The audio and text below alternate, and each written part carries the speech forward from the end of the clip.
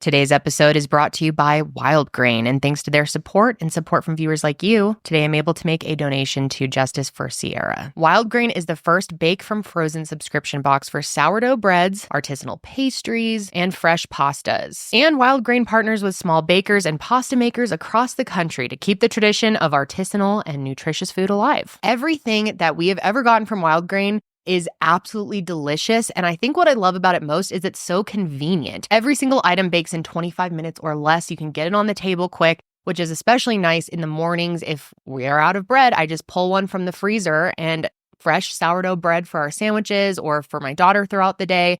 And can I just talk about their cookies? I truly mean this with my heart. The Wild Grain Giant Chocolate Chunk Cookies are the best chocolate chip cookies I've ever had in my life. This year for Christmas, I made the baguettes for our Christmas dinner. I made the cookies for throughout the festivities. And then I also made the croissants on Christmas morning. And I also love that for every membership, 4 meals are donated to the Greater Boston Food Bank. And Wild Grain has an excellent offer for all of you. You can get $30 off your first box and free croissants for life. That's right, people, free croissants for life. All you got to do is go to wildgrain.com/TCKR and use code TCKR at checkout.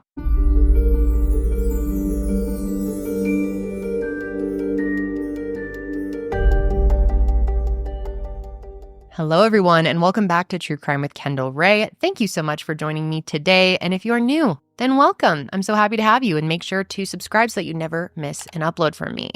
Okay, guys, so today we are going to be talking about a case that was requested in my members only form, and I can't believe I hadn't heard of this case. I have to just right off the bat tell you that this is a very heavy one, and it was very hard to research and prepare for. I was able to learn a lot about Sierah Joughin, and I was just so impressed with the young woman that she was. She was such an interesting, special, unique, kind, creative person, and for her life to have ended at 20 years old is just, it's hard to even wrap your mind around. Her family has done so much to honor her memory, and I think it's really important that people know more about her and know her story. So that's what we're going to be getting into today. Before I get into the case, I did want to tell you guys some great news. I'm very excited to share with you the impact that Higher Hope was able to make in our first only 4 months of running our foundation. If you missed last week's episode, I just again wanted to say thank you to everyone who has donated so far or participated in our holiday matching program. We've raised quite a bit, and that is all going to be put to great use in 2025. But in our first 4 months in 2024, we were able to award 14 different grants at a total of $99,821, and I am very, very proud of that. We could not have done this without all of your support on all of our shows, all of your donations. This was a combination of Hope and Empower grants, and I could not have done this. My team could not have done this without all of your support by just watching our shows or making direct donations. It means so much to us. And also, I wanted to thank our sponsors who also make this possible. If you want to follow along with us, you can follow us on Instagram or head to our website at any time. And if you're interested in making an impact yourself, you can make a donation at our website, which is higherhope.org. I'm very excited to see what we're able to do in 2025, and hopefully we just keep, taking it a mile higher. But let's go ahead and get into Sierra's case because we do have quite a bit to go over. And I want to start out, as I always do, by telling you more about who Sierra was. Sierah Catherine Joughin, or Cece, as she was lovingly called when she was a kid, was born on February 11th, 1996 in Sylvania, Ohio, to her parents Sheila and Tom. She was actually the only child that came from their relationship, but in total, she would end up having 4 siblings after her parents split up, 2 on her dad's side and 2 on her mom's. And it's kind of funny, her mom actually wasn't sure if she wanted to have any more kids because Sierra was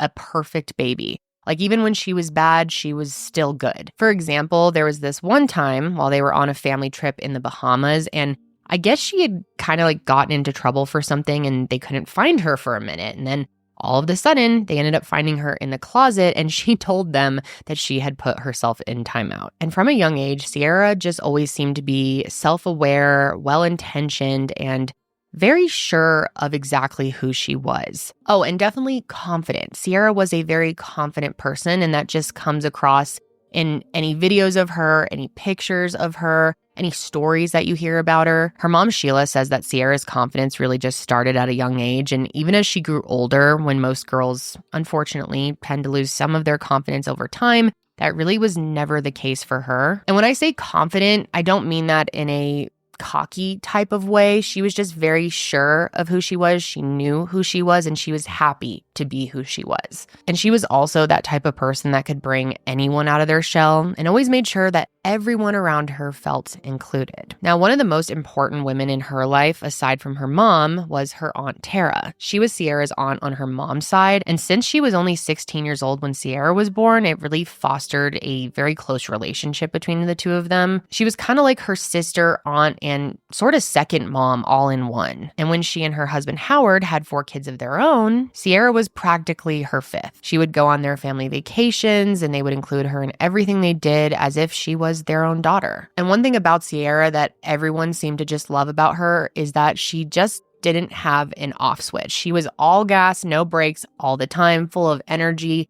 and full of life. She was just someone that people loved to be around, and she loved to be around people as well, and also loved to make people laugh. I think the best way to put it is that Sierra was someone who not only found joy in everyday life, but she was someone who brought joy to everyone else's everyday life. She also loved to travel, she loved to exercise, she loved to spend time with her friends, and as I'm sure you can already tell, she had no problems in the friend department. She went to Evergreen High School, where she played for the volleyball team and was definitely the life of every party. And I think something that people really loved about her, and something that I loved learning about her, is that she just didn't take life that seriously, even when she was in high school. And that's a time where most of us take life too seriously, if that makes sense. But for example, she was not even on the cheerleading squad, but she would still wear a cheerleading uniform or outfit or whatever around at school just because she liked it. She also had a boyfriend, a really great guy named Josh Kolosinski. And when everything that I'm about to tell you happened in 2016, they had already been dating for 7 years. Their parents were actually friends when they were growing up, and sources say that they'd known one another since they were as young as 6. And what started as a friendship turned into a relationship kind of around middle school, and they never looked back. Everyone in their lives just knew that the two of them were a package deal from very early on. Wherever Sierra was, there was Josh. Wherever there was Josh, there was Sierra. And even when they were young, they were already starting to have conversations about wanting to get married one day. Sierra did want to wait just a little bit longer, sort of get her career jump started. But at the end of the day, it was always going to be the two of them. Their relationship was really so beautiful, and it didn't matter what they were doing. Josh said that they were always having a good time. They did fun things like parties and school dances and even skydiving. But Josh has said that some of their best moments together was when they didn't have anything to do and they were just bored and found ways to entertain themselves together. And because of where they were living, they definitely had to make their own fun quite a bit of the time. I mentioned earlier that Sierra was born in Sylvania, Ohio, but she actually grew up 10 miles down the road in Metamora, which is where this case takes place. Now, Metamora is about 24 miles west of Toledo, and the most accurate way I can describe it from my research is rural. Very rural and corn. Lots of corn. Based on the 2016 census, Metamora had a population of only 617 people, so we're talking very, very small. But from what I can tell, Sierra really loved living there, so much so that after her sophomore year of college, where she was attending the University of Toledo, she decided to spend that summer living back at home at her grandparents' house, which was about a mile or so down the road from her mom's house. In school, Sierra was a member of the National Honor Society and took learning very seriously. In her first 2 years, she was studying business, specializing in human resource management. In the summer that she was home, she had both an internship and a personal assistant job. Her internship was for Ice Industries, which is actually her Uncle Howard's company, and long story short, she was on a path towards getting a job there after graduation. She was also planning on moving in with her Aunt Tara and Uncle Howard in the upcoming school year. It would be a very easy location for her to live because they lived super close to campus. So as you can tell, Sierra had a very bright future ahead of her and was really going to continue to impact people's lives for years to come, but that was all ripped away from her on July 19th, 2016. It was a Tuesday, and her mom, Sheila, remembers it being a completely normal day. She got up, she went to work, and at one point in the day, she connected with Sierra over the phone to coordinate a family movie night because Secret Life of Pets was coming out. Sierra wanted everyone to go and see it. She also remembers that she and Sierra were planning on talking later that evening about Sierra studying abroad in the fall. That summer, she had been working to get her passport up to date so that she could leave the country and study abroad, which I'm sure she was very excited about. And the updated passport was actually supposed to come in the mail that evening. But they didn't really get the chance to talk about it because Sierra decided that she wanted to ride her bike, which actually was a new bike, over to Josh's house. She'd recently gotten this purple mountain bike from a garage sale, and since their family had just come home from a vacation, she was really eager to go and see Josh. So sometime around 5 p.m., she gets on her new bike and heads off to Josh's house. And he actually lived 7 miles away from her, but like I've already mentioned, she was a very active person, and this was no big deal to her, although it was a very hot day in July, and Josh said that she seemed pretty tired when she did get to his house, but she got there, she made it there, everything was fine. They spent just a little bit of quality time together because she did have to head back home because Josh actually had plans with another friend that night. So she was always just going to stop by for a little bit and then head back. So a little after 6:30 p.m., she leaves his house. However, this time she wasn't riding alone because Josh actually decided to ride his motorcycle alongside of her. And I really thought this was very sweet, but he just didn't like the idea of her riding home by herself. Even though the way home should have been very safe, I mean, it's very rural. I'm talking like a few houses and just cornfields all the way back. He still wanted to make sure she made it home safely. And he had no reason to believe she wouldn't, but he just wanted to be sure. Now, during the few miles that they rode together, Josh ended up recording 2 different Snapchat videos. And in these videos, they look like they're having such a great time. It's honestly so heartbreaking to look at these, especially when you know what is about to happen. And I just hope that those last few moments that she had with Josh were special to her and filled with laughter and joy, because in just a matter of moments, it was all gone. And here's how that happened. While they were riding home together on County Road 6, Sierra ends up telling Josh that she's got it from here, he can take off, and it was okay for him to turn around and just go back home. She was a very headstrong person, someone very independent, someone you'd almost never win an argument with. So she insisted that she didn't need him to escort her the entire way home. And he actually did push back at first. He really wanted to take her all the way home, but she really insisted that she was okay. She assured him she was going to make it home just fine, and so eventually he did agree, and that was about another mile into the journey. So they went about 2 miles together before he turned around. They got to Evergreen High School. When they finally stopped, Josh gave her a kiss. He told her that he loved her and said, "Text me when you get home." But that text never came. And at first, Josh didn't really freak out. He did say that normally she was very good about sending him a quick text, letting him know that she had made it somewhere safely, but he didn't want to panic, and it hadn't been that long, so he just sort of kept his eye on his phone and figured that she would eventually text him. Meanwhile, her mom was also experiencing sort of a strange feeling, but just like him, she didn't freak out right away. That evening, she had taken her 2 younger kids to Taekwondo class, and on her way home, she had to stop at her mom's house. I mentioned earlier that Sierra had been living with her grandparents, but what I didn't mention yet is that Sheila's younger daughter was also staying there. And she remembers that as she was pulling in to drop her other daughter off, she noticed that Sierra's bedroom light was off.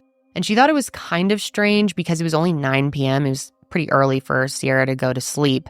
But she figured that, maybe she was just tired. She'd been busy lately and didn't think too much of it. She just took note of that. However, the weird feeling that she was experiencing turned into a full-blown panic a little over an hour later when Josh called her at 10:15 p.m. and asked if she had heard from Sierra. He still hadn't gotten a text from her. And every time that he tried calling her, her phone was going straight to voicemail. So he was getting really concerned, and he thought, maybe she had reached out to her mom and just wasn't calling him back or answering for some reason.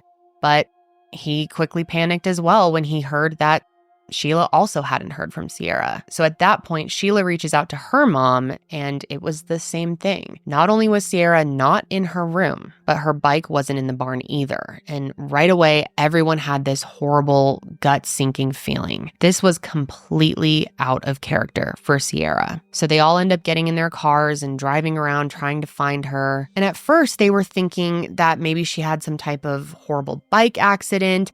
maybe she had been hit by a car, wasn't able to get in touch with them, that she was injured on the side of the road somewhere. Maybe she was unconscious, something like that. So Josh heads out and starts looking along the route that they had taken together. And then Sheila went in a different direction towards a neighboring town, which she didn't think that Sierra had likely gone that way, but she wanted to cover their bases. And also, that was the direction of the fire station where she ended up going and finding a sheriff's deputy sitting in their car right out front. And that's when she frantically explained what was going on and that she desperately needed help. But unfortunately, like we hear so often, her pleas for help were met with some resistance. At first, she got the whole, she's 20 years old, she has every right to leave speech. But, Sheila is like, that is not what is going on here. I know my daughter. This doesn't make sense. And she was not going to take that as an answer. So at that point, she makes a 911 call of her own and several more calls after that to make sure that something was being done. And meanwhile, her Aunt Tara was calling local hospitals to see if anyone matching Sierra's description had been brought in. And there actually was a brief moment where they thought they had found her. A hospital in Detroit had an unidentified woman come in who had a belly button piercing just like Sierra and also had a scar on her calf that was just like Sierra's, but it didn't end up being her, which of course only added to the fear that her loved ones were feeling. So they continued to do what they could, which was posting online and organizing search groups in hopes that she would be found quickly. And thankfully, by around 11:30 p.m., it was all hands on deck with the local sheriff's department. One deputy, Matt Smithmither, was woken up that night by a family member who explained what was going on, and he jumped right out of bed to help. He started making some calls and really just helped kick things into gear. And a discovery was made that very night. Right around midnight, a different deputy and his canine were patrolling County Road 6 looking for any sign of Sierra when he came across some matted down corn stalks, which of course, given the circumstances, was something worth looking into. And when he got closer, that's when he saw it. 3 to 4 rows deep in the corn, his flashlight reflected off of Sierra's purple mountain bike. It was standing up on its kickstand, and based on the fact that it was left a few rows deep, he immediately believed that someone was trying to conceal it. And upon further inspection, he realized why. The bike had what appeared to be blood on both the seats and the handlebars. So right away, backup was called, and minutes later, the entire area was just swarming with law enforcement. And they ended up finding several other key pieces of evidence, including a fuse box, a pair of women's sunglasses, a pair of men's sunglasses, an orange-handled screwdriver with blood on it, and also a green sock. And they also said that there was a strong smell of gasoline, motorcycle tire tracks, and most notably, blood stains on several corn stalks. And of course, with all that, it was immediately undeniable that this was the scene of an abduction. Maybe not a murder, at least they hoped not, but definitely the scene of a violent struggle at the very least. And so that night, Sierra's family ends up getting a call from someone that they knew that there was a ton of law enforcement by the cornfields not far from their home. And so, of course, they all rushed to go see what was going on. But when they got there, no one would tell them anything. So it wasn't until hours later that an Ohio Bureau of Criminal Investigation agent came by their house to tell them about what they had found. And that news was, you can't even put it into words. This was just confirmation for them that something horrible had to have happened to Sierra, something far worse than a biking accident. And so from that moment forward, they're dealing with a whole new set of fears. Not only was Sierra missing, but she's missing because someone took her. So they needed to figure out who that person is, why they took her, and where they were keeping her. And I'm sure this won't come as a surprise to you, but the first person of interest, of course, was Josh. Not only because he was the last person with her, but also because he was riding a motorcycle that night. And considering that a fuse box and motorcycle tire tracks were found at the scene, he just seemed like the most likely person. Plus, statistically speaking, it would make sense, right? So the next day, on July 20th, he was questioned. And by that morning, local investigators and BCI agents had set up a mobile command center at Evergreen High School, and that's where Josh was spoken to. And he was, right off the bat, extremely cooperative. We sat around for a little while. It was probably half hour, 45 minutes. We sat there and deciphered whether I should take her home or whether she wanted to ride a bike back. And she said she wanted to ride a bike, and I had my motorcycle, and I figured, I'll follow her for a little bit and just kind of give her crap through stuff like that. So I followed her. She left. I followed her down the street, and I said, "All right." She said, "Like, you can leave now." So disregard, turn around. Wow. What do you think? What do you think? What happened? I don't know. I honest to God have no idea. I don't know if it was someone she knew. And that's what angers me. Sierra is a scrapper. She is a strong girl. And if someone came up for her, she would have put up a fight. I guarantee it. Unless it happened like that. Unless it was, I can see her having her music in, you don't even hear someone coming off, and it's just bam. That'd be the only way. He told them absolutely everything that he knew and even offered to draw a map of his and Sierra's movements from the evening before. He also agreed to let them search his house and his truck because he had nothing to hide. At one point, they did find a pair of bloody coveralls in his truck, but they ended up confirming that it was animal blood from a hunting trip. And even though he was innocent, Josh, of course, as anyone would be, was terrified. Not only terrified for Sierra and what she's going through or what could have happened, but the idea that they think that he might have been involved, I mean, that's really scary, especially for a young person like him. Thankfully, though, pretty quickly, investigators did come to the conclusion that he was telling the truth, and that was partially because of a new piece of evidence that they found that they could not connect to him. But it was evidence that definitely belonged to whoever was responsible. That same day, July 20th, the community was going as hard as possible in their search for Sierra. Law enforcement didn't even need much help rallying people to look for her because everyone was just already doing it. And it hadn't even been 24 hours. Yet you'd be hard-pressed to find someone who didn't know what happened or wasn't already out there searching, which is exactly how this piece of evidence was brought to their attention. It turns out that the night before, a farmer and his son were driving home on County Road 6 when they noticed a black motorcycle helmet on the side of the road. And without even giving it a second thought, they pulled over, picked it up, and continued driving home. And then it wasn't until the next day that the farmer heard about what had happened and was like, oh, wait, that helmet we found was pretty close to where they're saying the crime scene was. So he immediately got in contact with police and turned it over to them. And thank God he did, because when they took a closer look at it, they could see that it was covered in blood-like stains, and that one of those stains was a partial palm print, which, of course, suggested that this helmet might have been used to strike Sierra during her abduction. And because Josh was able to prove that the helmet didn't belong to him, it was helpful in clearing him.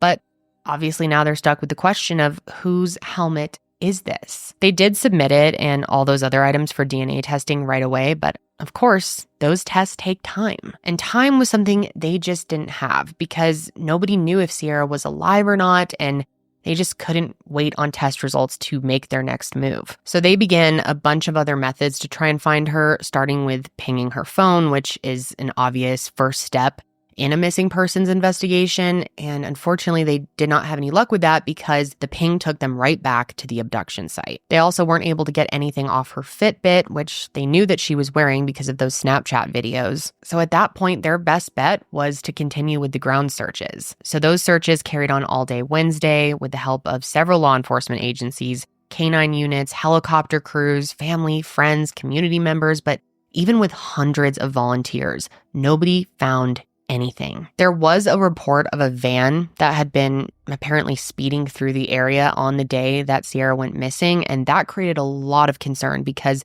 Toledo is actually a sex trafficking hub, and as I mentioned earlier, they were only 25 minutes from the city. So, they started thinking the worst there. But then they ended up finding the driver of that van and cleared him. And then there was also a woman who reported that at 7:20 p.m. on the 19th, she was driving down County Road 6 when she saw something strange. She saw a man bent over at the waist, about 2 or 3 rows deep in the corn, along with a bike lying on the side of the road. And she actually didn't think much of it at the time, but once she heard about Sierra, she thought it might be an important detail to the case. And she describes this man as a white male wearing red shorts and possibly a white t-shirt. So law enforcement didn't have too much to work with there. So that left them once again scratching their heads with no idea where to turn to next, feeling frustrated, but luckily that didn't last too long. Because of how many volunteers were helping comb through these cornfields, officers were able to utilize their time conducting door-to-door searches. And one of these doors belonged to a man named James Dean Worley. And what's crazy is they went to this guy's house on only a hunch, but within moments of talking to him, they realized that this was their guy. On July 21st, 3 law enforcement agents went to James Worley's home, which, mind you, was located only 5 miles from where Sierra was abducted. And this sicko wasted no time getting chatty. And right off the bat, I just need to tell you guys, this guy is a fucking freak. Like, it did not take long at all for them to figure out that something is seriously off with this guy. And as soon as they knocked on the door and explained why they were there, James let them in and insisted that they all sit down. And they were like, no, it's cool. We're not going to be here long. We don't need to sit. But he was like, no, you're going to sit down and you're going to listen to me. Overall, right away, the whole situation was just a giant red flag. I mean, for starters, James was looking rough. He had visible scratches and bruises all over his body that were clearly defense wounds. So, they're getting red flags from that alone. But then he opens his dumb mouth and starts word vomiting some of the most outrageous things I have ever heard. And as soon as he starts blabbing, one of the officers is like, okay, we need to record this. So he gets out his phone and starts trying to subtly record him. James, gets a feeling that he's being recorded. So he gets all sketchy about him having his phone. The officer lies to him and tells him that he's just texting his boss, but he is secretly recording him. And thankfully he did. I mean, they really had to, because this idiot was immediately placing himself at the crime scene on the night it happened. So here's his full story, okay? According to James, around 5:45 or 6 o'clock on the evening of July 19th, he left his house to go ride his motorcycle. And while he was driving through County Road 6, his motorcycle stalled out. So he pulls off to the side of the road where he apparently ends up coming across not one, but 2 bikes, a gray one and a blue one. And try to stick with me as I attempt to explain this the way that James did, because quite frankly, this dude is a real fucking idiot. And so none of what he said really makes sense. But he basically said that his plan was to ditch his motorcycle and then walk home. But since he had back problems, he instead decides that he's going to ride one of these bikes that he found all the way home. However, after standing there and thinking about it, he decides that he is not going to take one of the bikes. Instead, he's going to try and push his motorcycle home, like walk besides it, which of course doesn't make any sense because he just said that he has back problems and can't really walk that far. So makes a whole lot of sense, right? That if you can't walk, might as well try pushing a motorcycle and walking at the same time. But like I said, dude's an idiot. Let's get back so we can get out of here and you can take care of mine. Oh, okay. It's on the 2 bikes. I'm pushing, And you're on. and there's a cornfield, and I'm about half a mile down the road. Okay. There's 2 bikes sitting right in the wheat field. So back to the story here. I'm pushing my bike, and I had to stop, and there was bicycles sitting there. And I thought to myself, I ain't going to stay out here. I pushed my bike into the cornfield because the end rows are open. I was in my head thinking, I'm going to ditch this thing, but there's these bikes here. This was probably my bike and somebody else's bike. There was a blue one and a charcoal gray one, light charcoal gray color. Anyways, I'm right there and I'm over boiling, and I look across the wheat field. I don't see no kids or nothing. There's nobody on the road. I didn't see anybody. Okay. And I thought, man, I'm going to stick my bike in here and I'm going to walk home. Problem is, I can't walk because the sciatic nerve. So you leave the bike in the cornfield? I was thinking about it, and I went ahead and I got it inside me, and I thought, now don't go wrapping this up in your head. So go park the bike and attack the chick. That ain't, no. Well, so I screwed with it for a while, and I took a break, and I decided, you know what? I'm going to turn this around, which I did. I got it back out, and I commenced to pushing. And then I made it home here about 10 o'clock. Now, 2 things to note about his story. Okay, so first of all, the whole thing about there being 2 bikes there is not true. He was just trying to convince officers that someone else had been there with Sierra. And 2, and I'm sure this is obvious, but his whole story was a way to explain why his DNA would be on her bike. And he could not have been more obvious because he even asks in the interview if they found his DNA on it. So are you really hitting every house up and down? Yep. Or did There's a whole bunch Did you find my fingerprints on a bike or something? Is there any information like that coming back on me? So the bullshit detector is clearly going off for these officers. He not only placed himself at the scene and came up with a nonsense story about the bike, but then he dropped some more info, which was really the icing on the stupid cake. James told them that when he left the area, he lost a few of his belongings. And do you want to guess what those items were? It was a pair of sunglasses, an orange-handled screwdriver, a fuse box, and drum roll please, his helmet. And he just offered this up to officers on a silver platter. I had traffic issue with my bike here the other day. I dealt with it the best I could. I never saw anyone. I saw 2 bicycles. That's it. Mm-hmm. My helmet's gone. My fuses are gone. My screwdriver's gone. And my glasses are gone. Because keep in mind, none of that information had been made public. Okay? It was so obvious right away that he was the one who was responsible, but he definitely wasn't going to admit that. In fact, he makes multiple weird comments that he's not out there killing chicks and raping chicks and stealing people. And at one point, he mentions how he recently had a girl come to his house, but she left alive. And the way he delivered that information is so strange. Like he's trying to be like, well, someone was recently at my house, a girl, in fact, and she's not dead, as if one person leaving his house alive proves that he didn't kill someone else. I'm not out there killing chicks, dude. I don't have relationships. I mean, I'm in fact trying to get one started online a little bit right now. But, and she's been out here. And guess what? She went home alive. So yeah, it was pretty obvious to officers right away that he was their guy.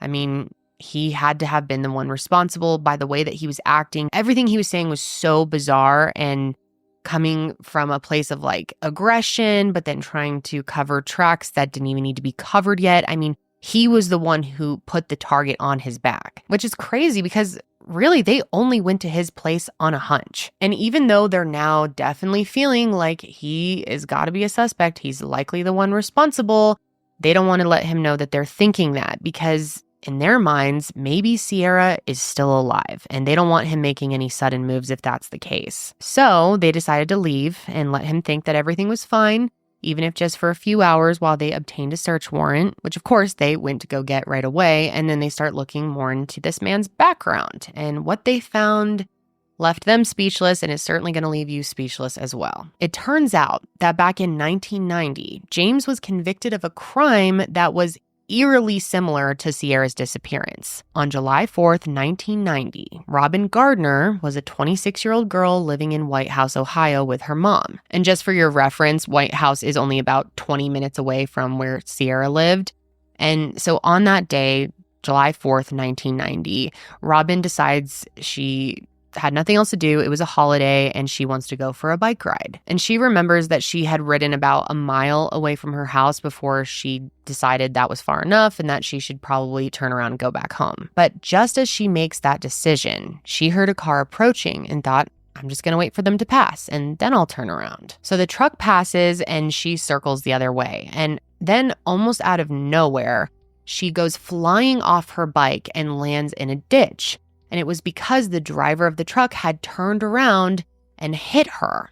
And at first she thought it was an accident because the driver got out of the car and was seeing if she was okay. But just a split second later, he'd taken a hammer out and smashed her on the back of the head. Luckily, she didn't end up passing out, but because she was still conscious, the guy got out a screwdriver and pressed it to her neck. She's screaming at this point, and he tells her that he would kill her if she didn't stop screaming and get into his truck with him. So Robin ends up fighting against him as hard as she could the entire time that he dragged her into his car, and she continued fighting when she was in the car as well. However, he still manages to get a handcuff onto her right wrist.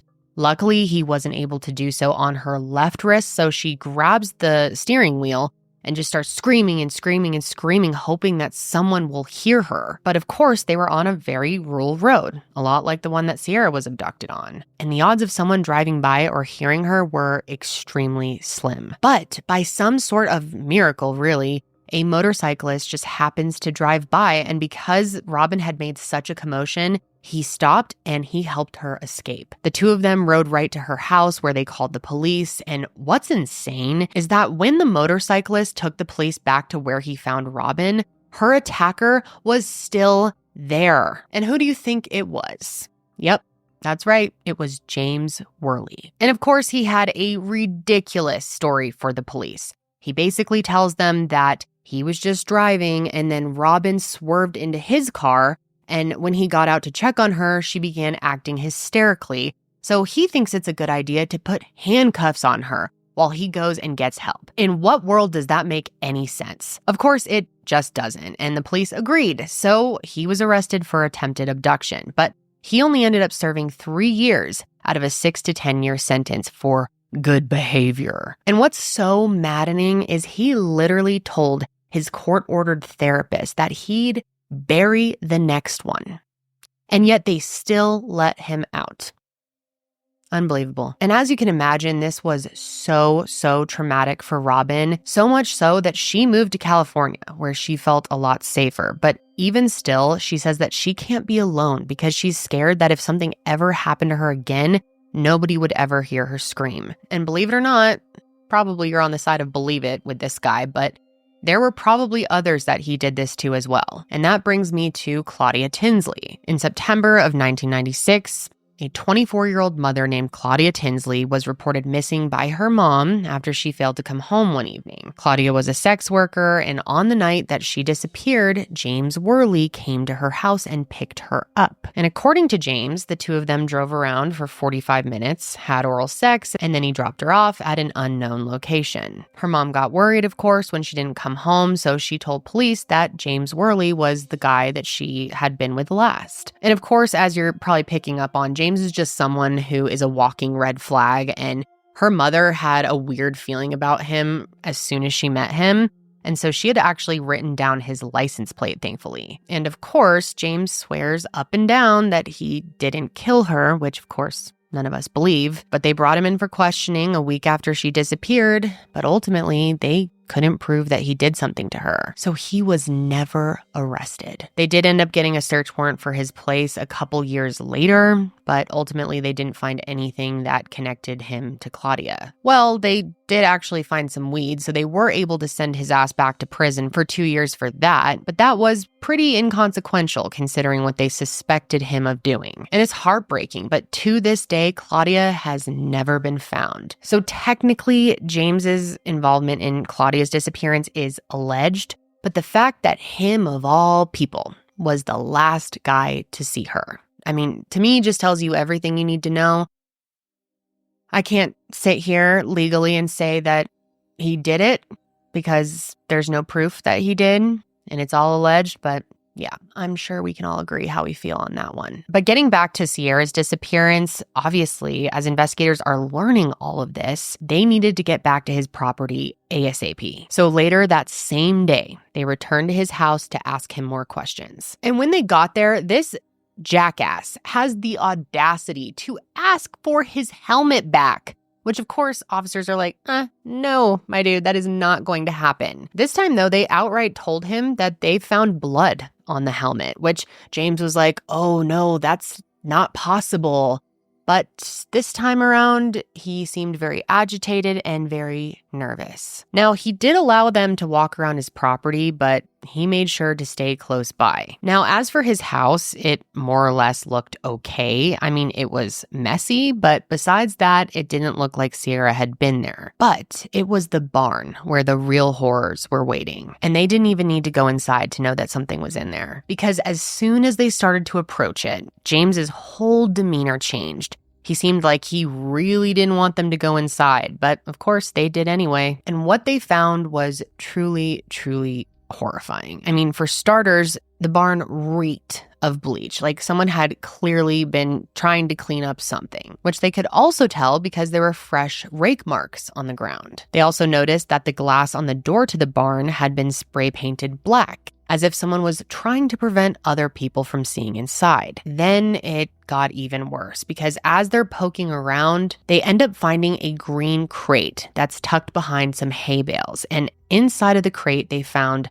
adult diapers, a bag containing bondage clothing and restraints, a roll of white clothesline, latex gloves, clear plastic bags containing women's lingerie and clothing, a piece of duct tape with straw, hair, and other debris stuck to it, brown rope, white socks, and a bag for storing an air mattress, along with a pink sex toy. So obviously, this is shocking to law enforcement, shocking to anybody. It is so creepy. I mean, why the fuck does he have these items? I mean, this freak literally kept Ziploc baggies stuffed with women's underwear and lingerie, and he had it all labeled and organized. It's just, it's so beyond creepy. And when they found this, James, of course, goes into full defense mode. He tries explaining to them that he had all of these items because he had a bunch of different girlfriends and he liked giving out underwear and lingerie and different items to all of them, which obviously wasn't true. I mean, look at the guy.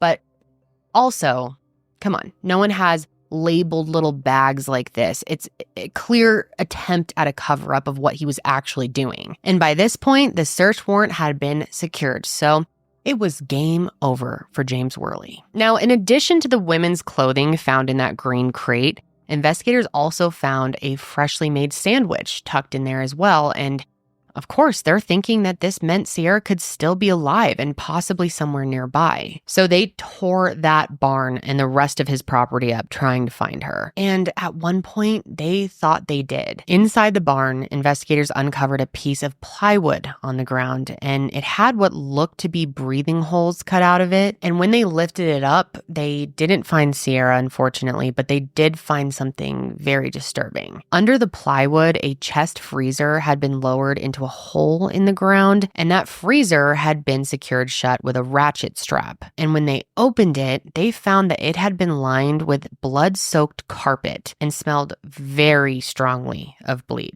Now, by this point, James had been brought into the station for questioning, and when they asked him about this freezer, of course, he said he had an explanation. And that explanation is that this is where he kept his weed.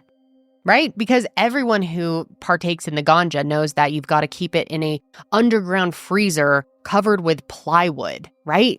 Okay, ridiculous. But anyway, their discoveries didn't end there. Back in the barn, they also found an air mattress, duct tape, zip ties, handcuffs, handcuff keys, more rope, and more adult diapers. So basically, everything a person would need to commit an incredibly heinous crime. Then, inside of his machine shop, they found his motorcycle, which later tested positive for blood, more adult diapers, 2 sets of handcuffs with keys, a zip tie, and a bottle of bleach. And then this is also really disturbing, but they ended up finding a nanny cam. And I'm not sure if any footage was recovered from that hasn't been revealed, but just the idea of him having one of those is very, very, beyond scary. And then there was a search of his 2 trucks as well. In his red truck, they found a can of pepper spray in the driver's side door pocket, a black ski mask, work gloves, an ear warmer, a roll of duct tape, and 7 24-inch zip ties which had already been connected, meaning that he pre-started those zip ties, making it easy for him to quickly tighten them. Then in his green truck, they found a white rope that was bundled with black electrical tape and again, zip ties under the driver's side seat and under the floor mat of the driver's seat. And then inside his house, there were yet again more adult diapers and then also a pair of black boots that were caked with mud. But despite all of this sick and disgusting, very obvious evidence, James, of course, says he can explain it. He says that all of it is for his new adult film company. Yeah, he actually tried to sell that story. He said it's definitely not for kidnapping and killing, which is honestly so offensive, right? Like, really, you're caught having all of this and you're still going to try and lie? I mean, give it up, dude. The jig is up, okay? You're done. And plus, investigators had uncovered video surveillance from outside of Evergreen High School that showed a truck driving towards the scene of the abduction on the night of the 19th. And as you can probably guess, it looked a whole lot like James's truck. So the thinking was maybe this was him returning to the scene to go back and pick up Sierra, because if you think about it, he likely could not have abducted her on his motorcycle. So they thought maybe he incapacitated her, then hid her in a cornfield, went back home, got his truck, and then went back to pick her up. And you guys, when James was shown the video of the truck passing by the school, he fully admitted, oh yeah, that was me. But of course, he had some bullshit story about how he was going back to get his helmet. But yeah, this idiot once again just placed himself at the crime scene. And luckily, at this point, they had enough to go ahead and place him under arrest. And you will not believe, or maybe you will, what this monster had to say when they arrested him for abduction. He said that he wanted his own room so that he could get a good night's sleep that night. Like anyone gives a fuck about your sleep. I mean, after what he did, he deserves to go to sleep and never wake up. And stick around because that might just be happening. After his arrest, investigators were hoping that James would just man up and tell them where she was. But because we're talking about an evil person here, he admitted to nothing. And so the searches for Sierra had to continue. They spent hours and hours combing through every inch of James's property and came up empty-handed. And also, there were still tons of volunteers searching in other areas, and they couldn't find anything either. And of course, this is all just agonizing for the Joughin family. I mean, they didn't even know who James Worley was. They had never heard of him, but now they are hearing his history and, hearing that he has a history of abducting women in the past. And this sicko is likely the one who took Sierra from them. I mean, it was excruciating. An anonymous $100,000 reward was posted for information leading to Sierra's whereabouts, but in just a few hours, they realized that she would not be coming home safely because that very same day that James was arrested for her abduction, her remains were found. That day, a volunteer was driving south on County Road 7 in an effort to help look for Sierra when he noticed a disturbance in the cornfield. So he got out of his car to check it out, and after walking 20 to 25 yards into that field, he spotted a patch of dirt that looked like it had been disturbed, almost like someone had dug that hole and then filled it back in with dirt. But after law enforcement came and dug it up themselves, it was empty, which was discouraging, but they felt like they were close to finding something. That same guy had found a yellow latex glove sort of between the road and the cornfield, and while they didn't find her body near there, they figured it had to be connected. So they fanned out, and that's when they found it. It was another mound of disturbed dirt that looked like a hole had been dug and filled back in. And this time, the hole wasn't empty. It took 5 hours in the 95-degree heat, and law enforcement literally had to use little hand shovels to get to it. But throughout the night, they had been able to uncover Sierra's body. The idea of her laying in that grave any longer was unbearable to them, so they were willing to work as long as it took to get her out, even if it was the middle of the night. And this is just a beyond disgusting detail, but they also found human feces nearby. Human feces, meaning this sicko, as if everything else he did to her wasn't bad enough, he had the audacity to take a shit near her grave. And just wait until you hear the condition that he left her in. And full warning, this is very disturbing. I debated not even sharing it, but I know you guys will want to know. And it's important to know the facts here and know the reality of what James did to her. So here it is. In that shallow grave, Sierra was found hogtied and handcuffed, wearing only an adult diaper and a lacy bra. Again, this is very disturbing, but a rubber dog toy had been placed in her mouth and tied around her head using a shoelace. And after her autopsy was conducted, a medical examiner determined that her cause of death was asphyxiation. When that dog toy was put in her mouth, it restricted her ability to breathe. And they say it would have taken her 10 excruciating minutes to lose her life. And what's even worse, they said that that toy had been shoved in her mouth so violently that it actually had broken one of her teeth. The autopsy also revealed that Sierra had suffered a wound to the right side of her forehead, a hairline fracture at the left occipital bone,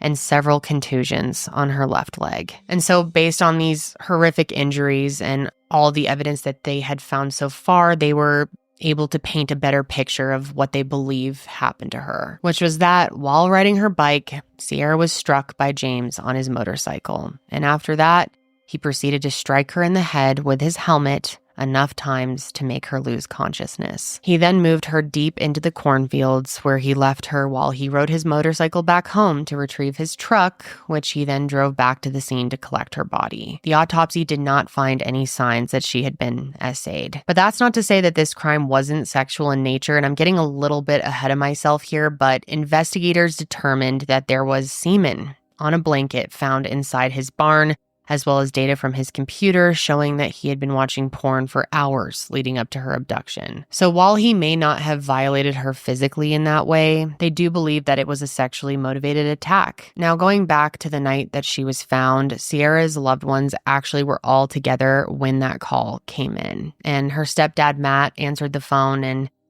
he didn't even have to say anything for everyone in the room to know what he had learned. There were a collection of screams and sobs that nobody in that room will ever forget. Her mom says it sounded like wolves howling at the moon, and everyone collectively wept out of sadness and anger. There was a very small, very, very small sense of relief in the fact that at least now they knew where she was. But of course, along with that came the knowledge of the horrors that she had endured at the end of her life. A candlelight vigil was held in her honor on the 30th at the University of Toledo, which was organized by a friend of Sierra's from college. It was attended by her friends, family, members of her business sorority, and even complete strangers who just wanted to show their support. I think one thing that really rings true when it comes to this case is how the community really came out and supported Sierra and her family during this time, and I wanted to show my support too. And so on behalf of this channel today, I will be making a donation to the Justice for Sierra nonprofit. This nonprofit was started by her Aunt Tara in an effort to help protect other Ohioans, and they've already done some really incredible work. For starters, they were able to pass a bill known as Sierra's Law, which, quote, established a database accessible to both law enforcement and everyday citizens,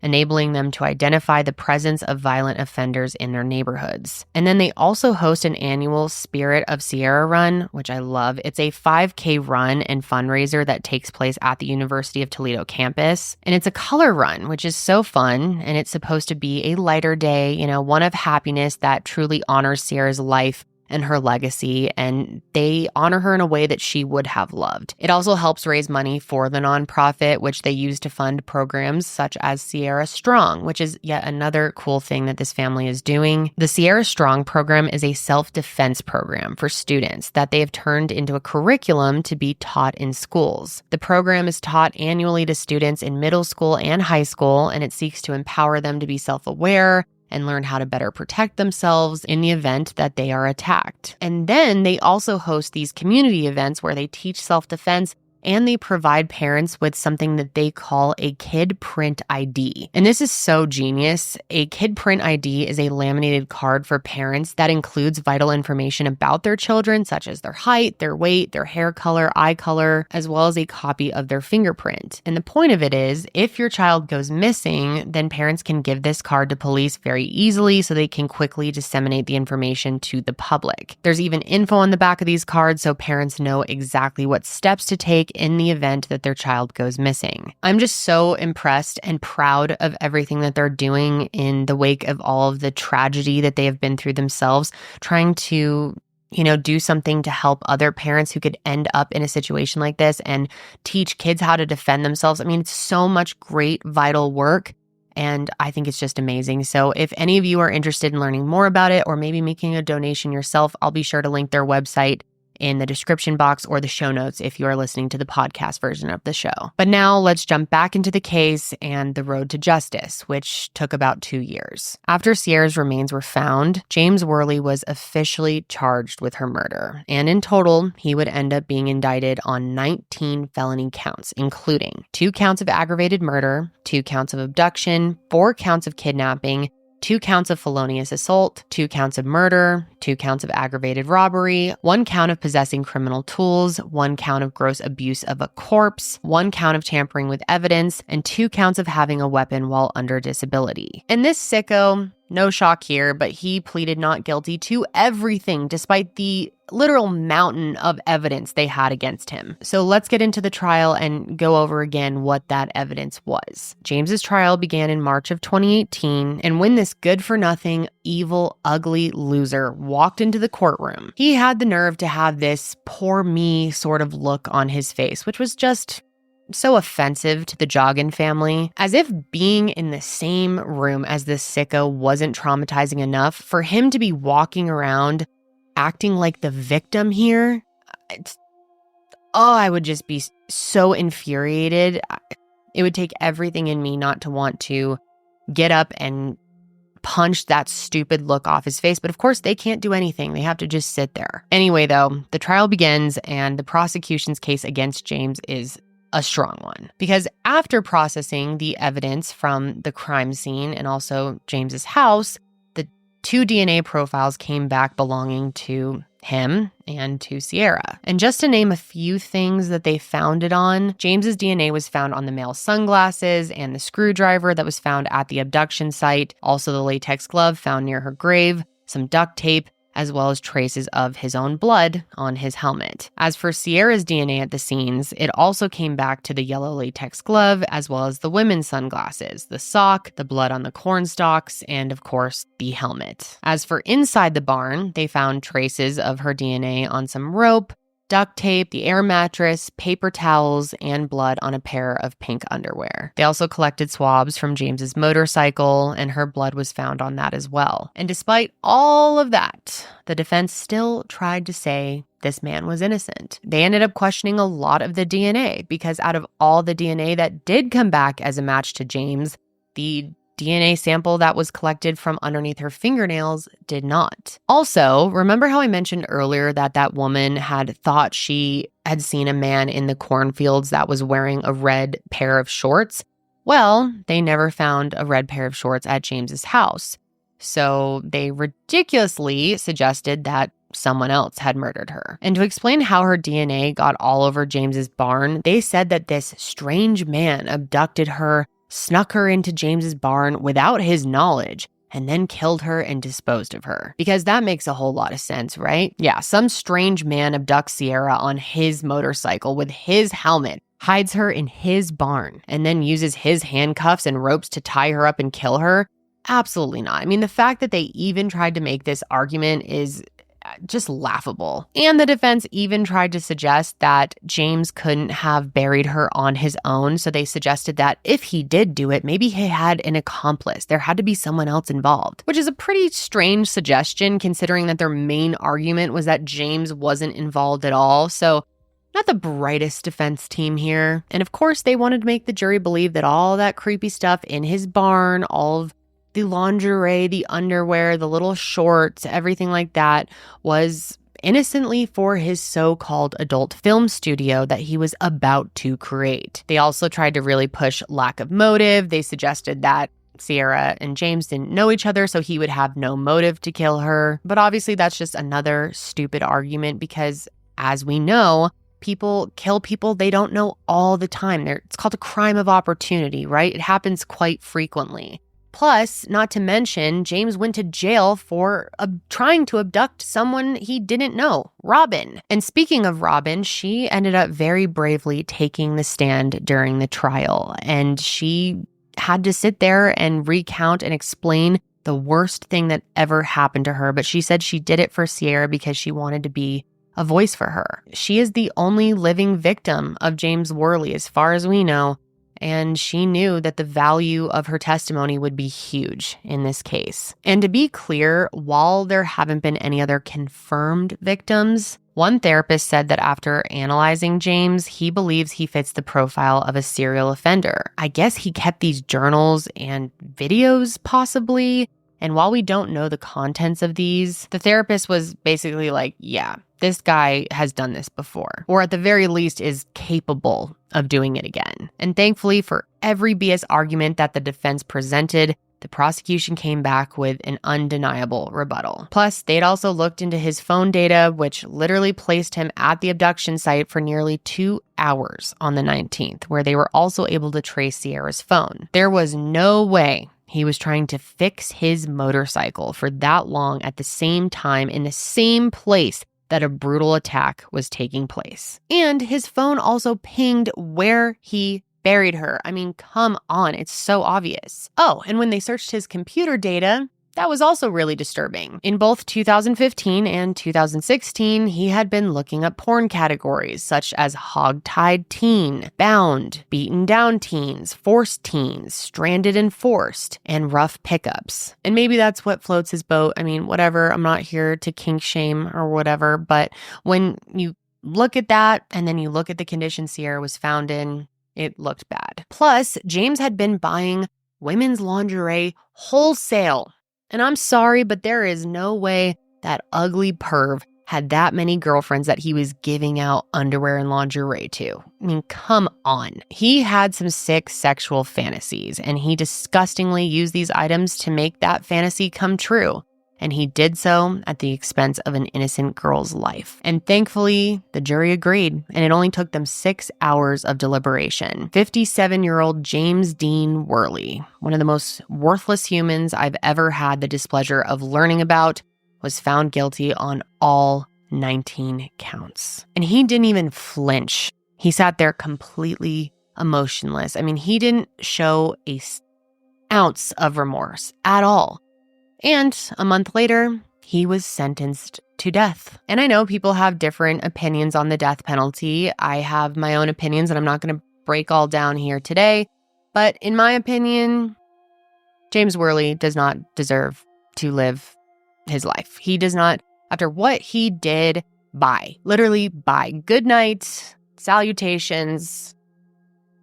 He deserves it. I'm just so angry after learning about this case. It is so despicable. It's so disgusting. Sierra deserved so much more. And I don't even want to say person when it comes to James, because to me, he is not even a human. He is nothing but a monster, not just for what he did to Sierra, but to the other women that he has done things to. And there's probably more we don't even know about. But not just all of that. When you hear what he had the nerve to do to her family during sentencing, you're going to want to throw up. The judge ended up letting him speak, and this asshole went on a 45-minute rant about his innocence.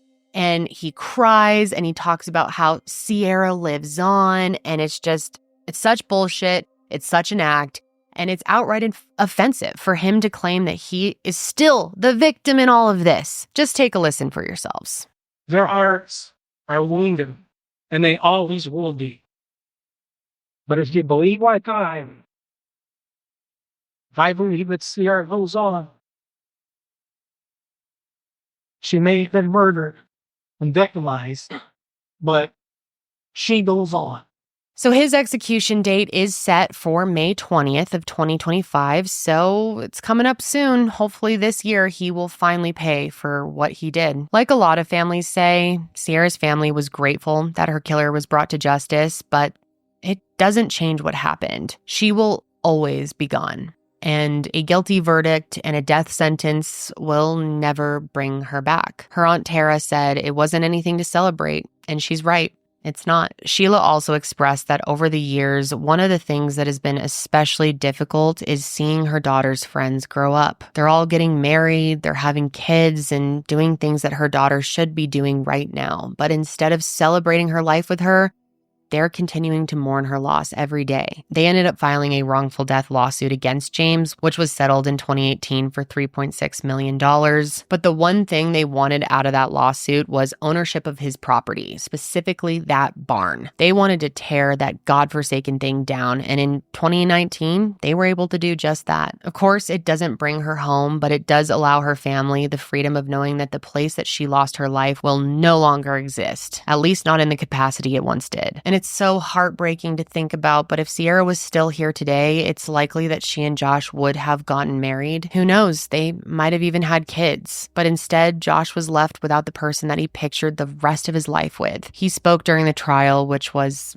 as you can imagine, incredibly emotional for everyone, and the impact that this has had on him is just undeniable. Being the last person to see her alive is a horrible weight to carry, and I just hope that he knows that he's not responsible for what happened. In somewhat positive news when it comes to Josh, he did go on to get married and have kids, and I'm so glad that he has been able to find some happiness again. And even though I'm sure he will always love Sierra, I have no doubt about that.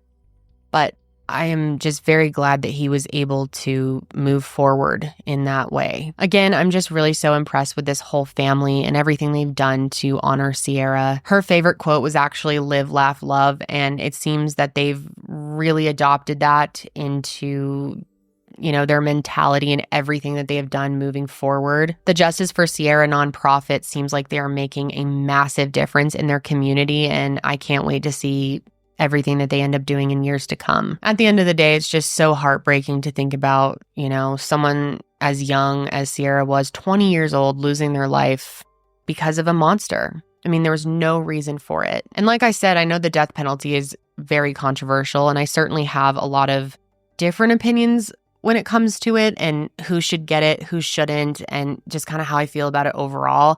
And my opinion on it is constantly evolving, but I just can't think of a single reason why James should be able to continue living after what he did to Sierra. But of course, I'm curious about what you guys think, and I know opinions will vary.